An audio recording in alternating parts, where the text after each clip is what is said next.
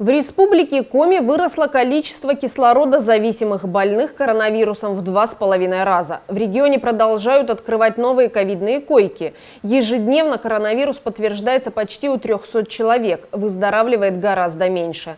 Растет число смертельных исходов среди зараженных ковидом. По данным Роспотребнадзора, на 12 июля в Инте число смертельных исходов среди зараженных ковидом увеличилось на 2. Всего с начала пандемии официально подтверждено 32 случая летального исхода у пациентов с коронавирусом. За последние 5 дней в Интинском округе выявлено 16 новых случаев заражения коронавирусной инфекцией. На стационарном лечении в инфекционном отделении Интинской ЦГБ находится 14 пациентов. Амбулаторно, оставаясь в условиях карантина с подтвержденным диагнозом COVID-19, проходят лечение 27 человек. Под медицинское наблюдение взяты 23 жителя округа. Всего с начала пандемии в Инте зарегистрировано 727 случаев заражения новой коронавирусной инфекцией. 654 человека из числа проходивших лечение полностью выздоровели. Напомним, в Республике Коми введена обязательная вакцинация от коронавируса ряда категорий населения. Соответствующее постановление подписала главный санитарный врач Людмила Глушкова. Руководителям организаций и индивидуальным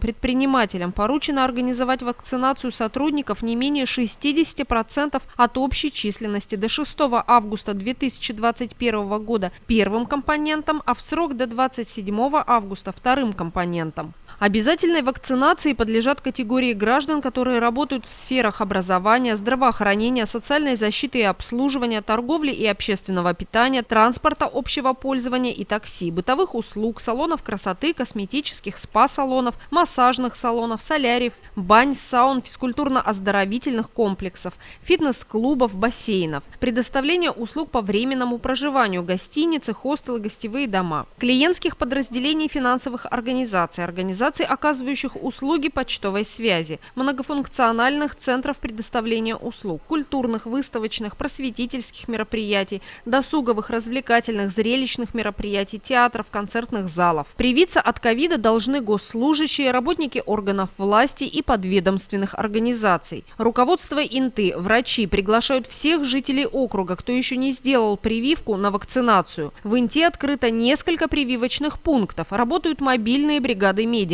Вакцинироваться можно в многофункциональном центре, доме быта, центре занятости населения, в поликлинике. По заявкам работодателей врачи выезжают на предприятия. Центральная городская больница имеет в наличии необходимое количество вакцин.